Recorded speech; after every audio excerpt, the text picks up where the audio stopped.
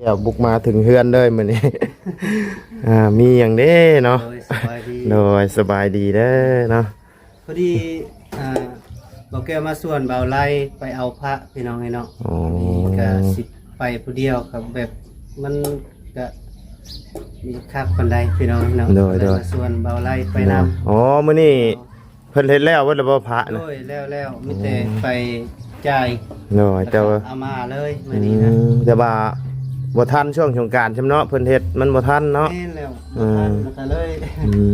มาแบบก็บ่เป็นหยังพี่น้องเอ้ยก็สร้างด้นเติบเลยได้ต้องได้ใส่เวลาโดยแม่นใส่เวลามาดนแล้วเพิ่นหากระแจ้งวังใดนี่แหละแล้วก็ผู้ที่ตอนสงกรานต์โดยผู้ได้ไปเอาไปก็มีเวียกลายโดยเอารถยังไปเอาประมาณรถฮอนไดนี่แหละรถหุ่นลายโดยทั้งพ่อช่างเพิ่นบ่เป็นคนติดต่อเขาสร้างไปบ้านสปะอยู่นี่เพิ่นเปิดเพลงเสียงดังพี่น้อง เอากันเดินกระกาบทักทายสบายดีเด้อเนาะพ่อแม่พี่น้อง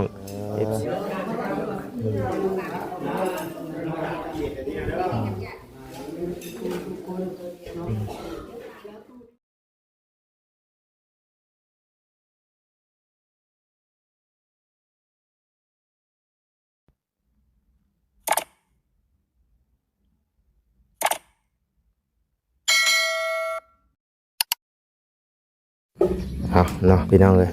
เปิดคลิปเปิดภาพมาตอนนี้กันอยู่กับเบาแก้วเนาะพี่น้องเลยเบาแก้วบุกมาถึงเฮือนเลยมื้อนี้ มีอย่างเด้เนาะโดยสบายดีเด้อเนาะพอดีบอกแก้วมาส่วนเบาไล่ไปเอาพระพี่น้องให้เนาะก็สิไปผู้เดียวครับแบบมันก็มีคักปันไดพี่น้องเนาะโดยส่วนเบาไล่ไปนำมื้อนี้เพิ่นเฮ็ดแล้วว่าบ่พระนะโดยแล้วมีแต่ไปจ่ายโดยแต่ว่าเอามาเลยมื้อนี้นะแต่ว่าบ่ทันช่วงสงกรานต์ใช่มั้ยเนาะเพิ่นเฮ็ดมันบ่ทันเนาะแม่นแล้วบ่ทันก็เลยมาแบบก็บ่เป็นหยังพี่น้องเอ้ยก็สร้างด้นเติบเลยได้ต้องได้ใส่เวลาโดยแม่นใส่เวลามาดนแล้วเพิ่นหากระแจ้งวังใดนี่แหละแล้วก็ผู้ที่ตอนสงกรานต์ผู้ได้ไปเอาไปก็มีเวียกลายโดยเอารถยังไปเอาประมาณรถฮอนไดนี่แหละรถหุ่นลายโดยทั้งพ่อช่างเพิ่นบ่เป็นคนติดต่อเขาสร้างไปบ้านสปะอยู่นี่เพิ่นเปิดเพลงเสียงดังพี่น้อง เอากันเดินกระกาบทักทายสบายดีเด้อเนาะพ่อแม่พี่น้อง FC เบิร์ดจะคู่สู่คนเนาะบ่ว่าสิอยู่ในและต่างประเทศก็ยินดีต้อนรับเข้าสู่ช่องบ่ไรคือเก่าพี่น้องเอ้ยกระแจล็อกรถค่อยเรียบร้อยเลยลงมาแต่เหนือมื้อน่ะพงกุ่นเนาะตกเรียบร้อยเลยแต่มันบ่นะคักปานใดเนาะแม่นโอ้ชื่ออยู่ไสนี่นะอยู่ดงเห็นโอ้คักอยากได้อยู่ค่อยก็สูงได้สูงเติบไว้นี่เนาะแม่นแหละสูงต่อนี่ก็ได้มันมี2ต่อดิ200,000ปลายดิโดยแม่นแหละประมาณโอ้ข้อยก็สิไปซื้อก่อนเขามีแต่แบบนี้มันบ่ตั้งบ่ได้แม่นนี่ละไปซื้อสิพาไปแล้วโดยใช้รถเพิ่นอยู่ใช้รถอันเฮาสิไปอยู่วัดบ่โอเคไปจ้ะพอดีว่าบ่แก้วเพิ่นมาชวนเอารถจอดไว้นี่พี่น้องเอ้ยไปให้พระให้หยังเข้ามาไปไปทางเมียเพิ่นไปน้ำพี่น้องไปบ่มีต้นมีหยังบ่เนาะ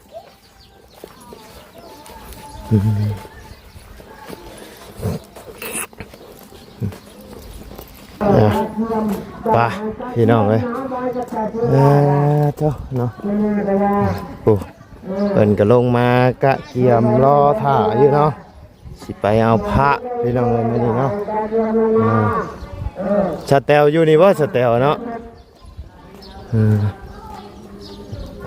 สแตลอยู่วัดบ่สแตลไปเบิ่งสแตลกันสแตล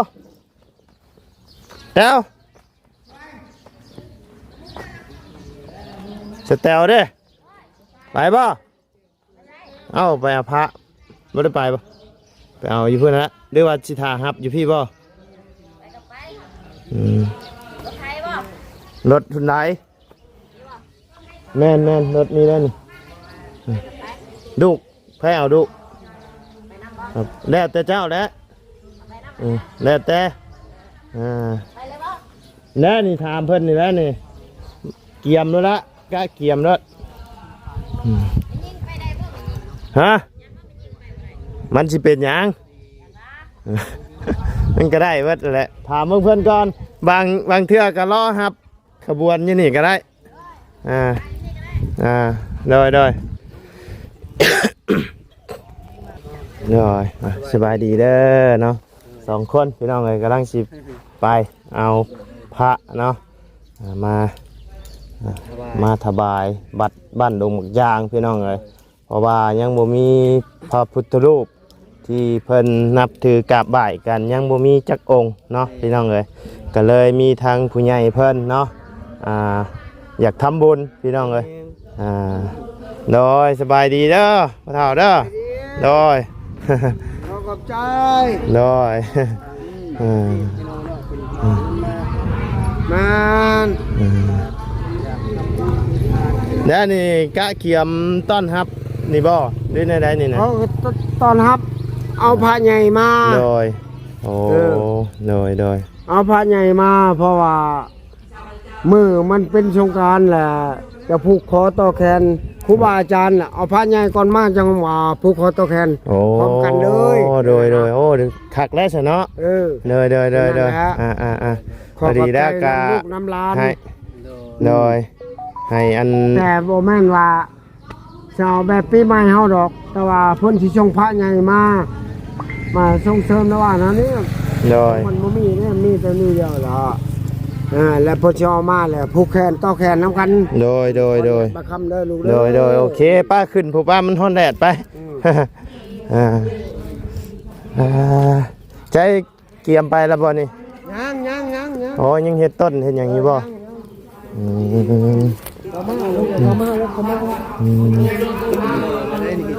ติดแล้วติดแต่หล่นนั่นนี่ครบไปแล้วเนาะอ๋อคือเท่ใช่ป่ะโอ้สบายดีไปเอาขานี่โดยอยู่ดีมีแห้งอยู่เลยไปเลยบ่เข้าไปลงทางแก่ในพวกเยี่ยมเลย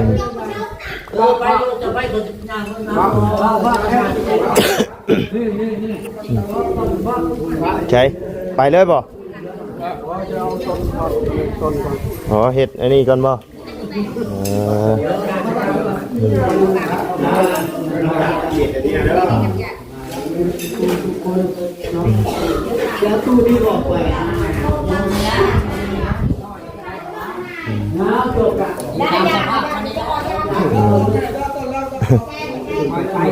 มันไม่ดีเลยลูกเว้ยคนอย่างบางคำรู้ร้อยแล้วบางเย็นก็พอแล้ว นี่คือเห็ดยังแค่นี่นะนี่คือเห็ดต้นให้พ่อให้แม่อ๋อเห็ดต้นให้พ่อให้แม่ตั้งหากเนาะโอเคตัวเราโดยปีใหม่เนาะเห็ดต้นให้พ่อให้แม่พี่น้องเลย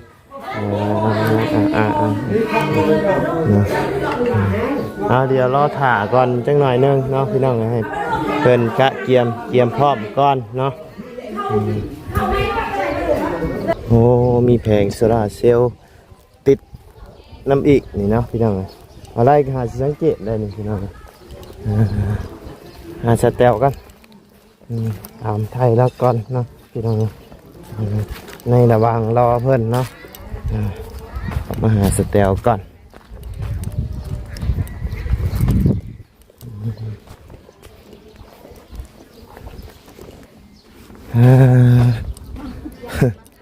เกียมชิมัดพรมมึงเคยไปอ้าวกระแพร่พาดบ่าอย่างนี้แหละหน่อยสบายดีเด้อแม่นกันน้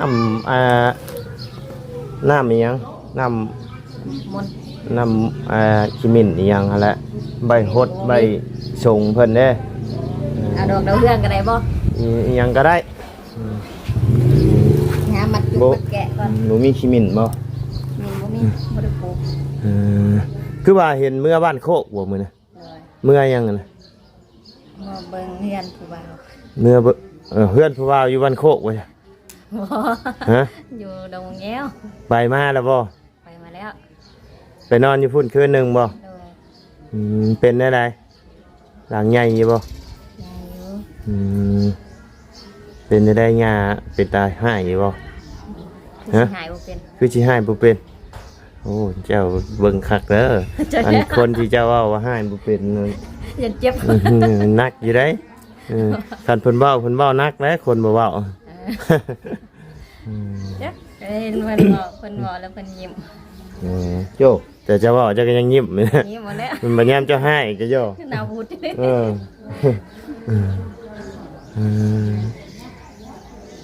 คันนั้นก็รอรับลงไปถามเพิ่นนั่นแหละว่าเฮ็ดจังใดก็ถามทางผู้ใหญ่เพิ่นเนาะกะเกี่ยมเอาเพราะว่าเพิ่นสิมาอันถวายพระเนาะเฮาก็ถือว่าทำบุญใหญ่ได้เด้นี่เพิ่นมาถวายพระเนาะเฮาก็ทำบุญรวมกันเนาะเพิ่นมาถวายจ้ะว้าวเมื่อแต่หึงแล้วบ่เมื่อแต่มื้อใด มื้อซื่น มื้อชื่นนี้โอ้ยฮอดพี่น้องเอ้ยไปเที่ยวใช้แน่สงกรานต์นี่ สงกรานต์บ่ โดย ไปเล่นนี่ชื่อว่า แล้วก็ไปเล่นนี่แหละ กับไปเล่นกับปันโคก มันโคก ดงแง้ว ลงมึงแง้ว วันนี้ไปวัดจังหวัดอิหยังบ่ฮู้ ไปก็พายวัน มีรถนะซาวไปเต็มคันรถ รถละชาว ไปซุยแล้วก็ดงลิง อ๋อรถนี่บ่ ด้วย มไปชุยแล้วก็ลงลิงแล้วก็บัดหนองน้ำจันทน์บ่ พี่ชิแมนพระลาย บัดบ้านหนองน้ำจันทน์นั่นน่ะปีนี้บ่ได้ไปครับพี่น้องฮ้อนเลยฮู้บ่ไหว ลาย ท่านว่ามีรถใหญ่นั่งตากแอร์ไปกับพ่อพาไปดอกไปนั่นไปนี่กับพี่น้องเลยแต่ว่าเฮ็ดหยังกันนะ เบิ่งหนัง เบิ่งหนังกินข้าวเบิ่งหนังไปนำโอ้เนาะเบิดเท่านั้นความสุขพี่น้องเลย นั้น สแตวกำลังแต่งหน้าบีผมสีเตรียมไปต้อนรับขบวนพระเนาะพี่น้องเลย จิกสิมัดจังได๋ อ้าวมัดคือเคยมัดนั่นแหล้วอาบน้ำแล้วบ่ แล้วแล้ว แล้วเลยเนาะจะไปลงไปอันนั้นน้ำเพิ่นบ่ บ่ เพิ่นยังเอาพระขึ้นบ่มันนี่เอาพระขึ้นพี่น้องส่งน้ำพระแล้วก็พระขึ้นมันนี่เนาะมื้อนี้ก็เป็นเริ่มมือใหม่หลังจากที่เล่นน้ำเล่นในแล้วสงกรานต์แล้วเนาะพี่น้องเอ้ยสุดท้ายเมื่อวานนี้เนาะโอ้ถือว่าฮ้อนหลายพี่น้องเอ้ยเล่นอยู่ใช่ไอ้ก็บ่คักบ่ม่วนปานใด แล้วเพ่งน้ำไว้อยู่ เล่นกับลูกชายบ่ ด้วย มีน้ำทางเนาะเปิดตู้เล่นอยู่นี่แล้วแหละ บ่เคยเล่นจัง เคยเล่นเอ้าเอาละครับรถผ่านก็ขอสาดน้ำใส่ขอฮดน้ำใส่เอาแป้งมารูปแก้มนะผู้ว่าวแล้วรอควักรถแบบ ยันขอบตาเขียว เอ้าจีเป็นหยังมืออันเด้ผู้ว่าวแล้วรอผู้สาวงามๆก็ควักแล้วแหละพอได้บายแก้ม ส่วนนายบ้านเฮาเขาบ่เที่ยวก็ไปเล่นอยู่บ่เด้ แม่นเพิ่นไปเล่นซุยพี่น้องไปเล่นอยู่ซุยแล้วก็ไปเล่นตามทางพี่น้องเลยไปหาเล่นน้ำตามทางแต่ว่าบ่ไล่บ่ไหวพี่น้องเลยพาเมียไปมื้อนั้นก็ปวดเบิดหัวกลับมาแล้วก็กลับมาแต่สวรรค์มื้อนั้นไปเอาไก่ก็พี่น้องเลยจน ปวดเบิดหัวแล้วก็พาเมียไปลงลิงอีกเมียอยากไปอ้าวไปก็ไปเท่านั้นแหละวะ ไว้หันญาติลูกกันบ่ญาติ ลิงอยู่เนาะ เลย ลายว่าจะไปวัน ลาย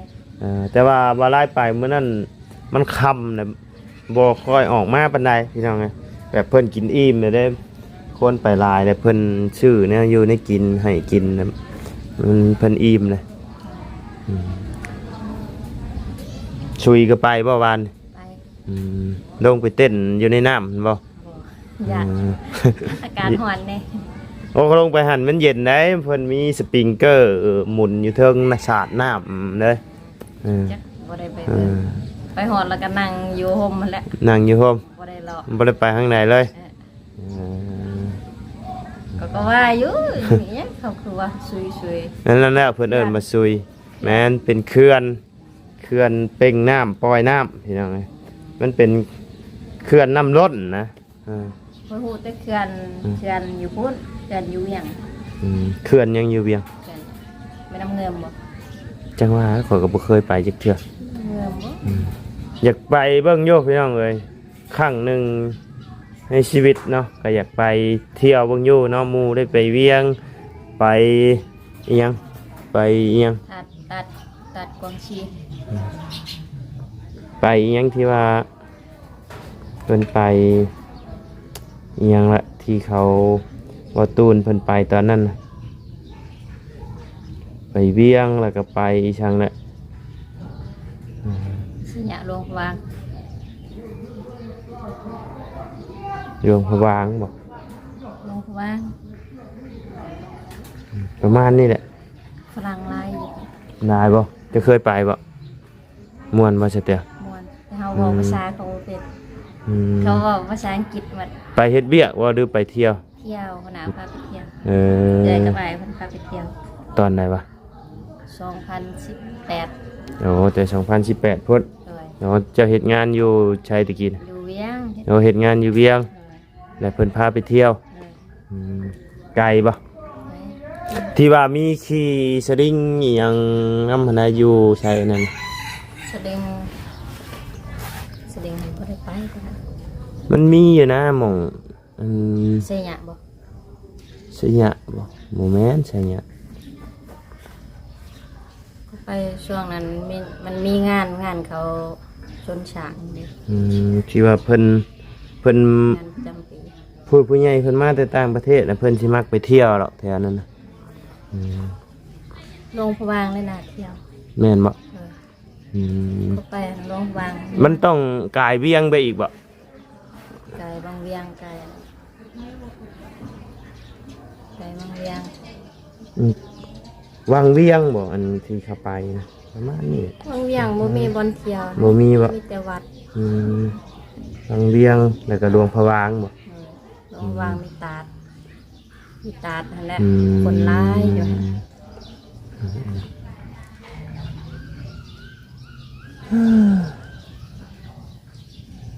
เข้าไปเด่นน้ำบ่เตียงอยู่บ้านโคกติมื้อน่ะไปหาปู่หาย่าแล้วก็แบดเล่นน้ำบ่เตียงโอ้ไกลเติบเลยเข้าบ้านนะกะ บ่ไกลปานใด ไปรถจักรบ่พร้อมแล้วบ่ตีข้องเลยกินข้าวแล้วบ่นี่ ยัง ข้อยก็ยังบ่ทันได้กินอยู่ข้อยก็พุ่นแหละกลับมาแต่เอาพระเอาหยังพุ่นแหละจังสิกินพี่น้อง ถ้าให้อยากแห้งๆก็จำเจียวจำจุก็ได้อยู่ดอก ได้หยังกิน บ่มี หมูมี สินหมูมีอยู่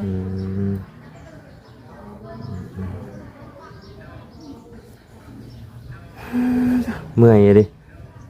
ฮ้อนแต่เช้าแต่เชี่ยวดิพี่น้องตายมีแต่ว่ารอรับขบวนอยู่นี่ก็ได้คันนั้นก็ย่ำไปย่ำมันแดดมันหยังพอดียันมันยากนะมีแต่ว่ารออยู่นี่ก็ได้ถามเพิ่นนั่นละหลอกไม้ทูบเทียนนี่หยังนั่นละข้าวสารนี่หยังหวานอีหยัง หอบบ่ น่าจะแห่นั่นแหละ คันแห่หอบก็สิฮู้อยู่ ก็น่าจะ เค เฮ่ ยแห่อยู่ สามห้องนั่นแหละ กันวาลินนิยมโอ้โหเขาลินได้ เนาะเนาะบ่สมชานคนย่างเลยเนาะ ไงกลุ่ม แล้วย่างกี่ได้เต็มแล้วเลยพี่น้องเอ้ยพวก ไงกลุ่ม ไงกลุ่มเลยผู้ขี่รถก็เฮ็ดใจแล้วพุ่นเนาะ ฮ้อนๆพี่น้องเอ้ย ไก่แล้ววะ หืม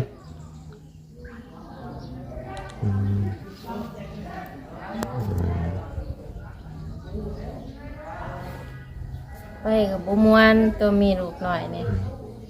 เป็นหยังอุ้มลูกพ่อนนั่นแหละ มันแดด อ่า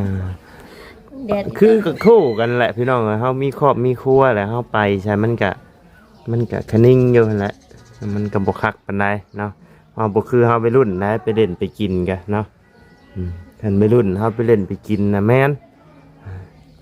แต่นี่มันเฮาไปมันก็บ่ได้เต็มที่พี่น้องจะสิเอาจกชื่อเล่นชื่อกินบัด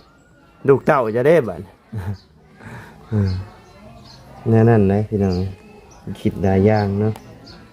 ว่าวมาผู้ให้ว่าวให้เงินไว้ใช้จักละ 400,000 ก็โอเคเนาะเพิ่นกลับไปเฮ็ดเวียกหรือว่าเพิ่นกลับไปอยู่บ้าน อยู่บ้านเพิ่นไปวันที่20 เออ กับไปเล่นอยู่บ้านอยู่เฮือนเท่านั้น กลับไปแท้ เอาไว้ มื้อใดสิให้เพิ่นมาไหว้มาขอนะ มีหาเงิน ยังหาเงินอยู่เอากลับมาไหว้มาขอมาถามไว้แล้วบ่เนาะเพราะว่าเพิ่นก็มาเหยียบฮอดเฮือนฮอดซานแหละผู้รักผู้ใหญ่เพิ่นก็รับรู้คนในบ้านในหยังก็รับรู้แหละอย่ามันเสียเจ้าเองหั่นแหละเอาแท้ได้ซะแตวคนอื่นเขาก็สิมองว่าเฮานั่นนี่หั่นแหละแม่นบ่ล่ะเอาผู้ว่าเที่ยวมาหาได้เลยหากคือจังบ่มาไหวมาขอจักเทื่อนะได้คนได้คิดได้คนได้เบ้าได้คนหักเฮาก็มีคนสั่งเฮาก็หลายคือฮู้นั่นแหละคนหักนะเป็น10คนสั่งเป็น1,000คิดหาซำนั้นแหละ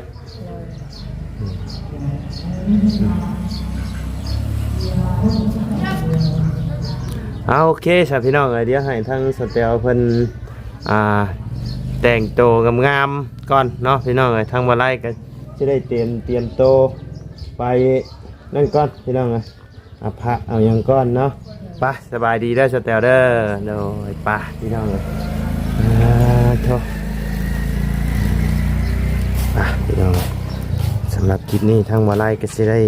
ขอจบคลิปปิดคลิปลงไว้เพียงสำนี้กันเด้อพี่น้องเด้อเป็นจังใดเนาะพี่น้องเอ้ยสงกรานต์ปีนี้พ่อแม่พี่น้อง FC ไปเด่นทั้งใดแน่เนาะพี่น้องเอ้ยม่วนบ่ฮ้อนคือกันอยู่บ่เนาะพี่น้องเอ้ยทางนี้คือฮ้อนคือทางเมืองลาวอยู่บ่พี่น้องเอ้ยอยู่ลาวเฮานี่ฮ้อนหลายพี่น้องเอ้ยไปจ้ะพี่น้องเอ้ยโชคดีปีใหม่กันเด้อพี่น้องเด้อดำๆรวยๆเบิดสุขุสุขคนเนาะอยู่ดีมีแฮง